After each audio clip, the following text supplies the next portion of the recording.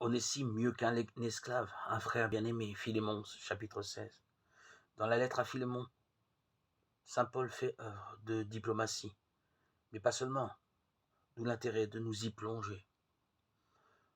Commençons par la diplomatie. Philémon est un chrétien de la ville de Colosse. Sans doute voyage-t-il puisque Paul le connaît suffisamment pour l'appeler son collaborateur bien-aimé, sans jamais être allé dans cette ville. Est-il fortuné? Probablement, puisque sa maison est assez grande pour accueillir tous les membres de la communauté chrétienne et qu'il a des esclaves. C'est à propos d'un esclave, justement, que l'apôtre Paul écrit à Philémon. Il s'agit d'un certain Onésime.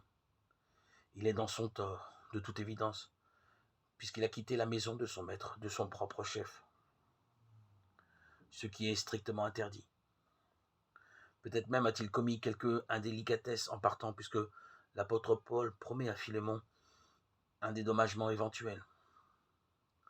Au cours de sa cavale, Onésime a rencontré Paul et est devenu chrétien.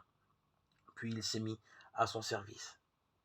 Et le souhait inavoué de Paul serait de garder auprès de lui ce précieux serviteur.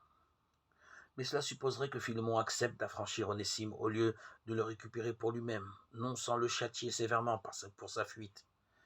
Et voici Paul, dans son rôle d'avocat, il renvoie provisoirement, espère-t-il, Onésime chez son maître, muni d'une lettre dans laquelle il avance en douceur pour obtenir la bienveillance de Philémon. Mais au-delà de la diplomatie, nous avons là, de la main de Paul, un développement, non pas sociologique sur l'esclavage, mais bien au-delà, théologique sur le baptême chrétien, qui transcende toutes les catégories sociales et fait de nous des frères, des sœurs, quelle que soit notre origine.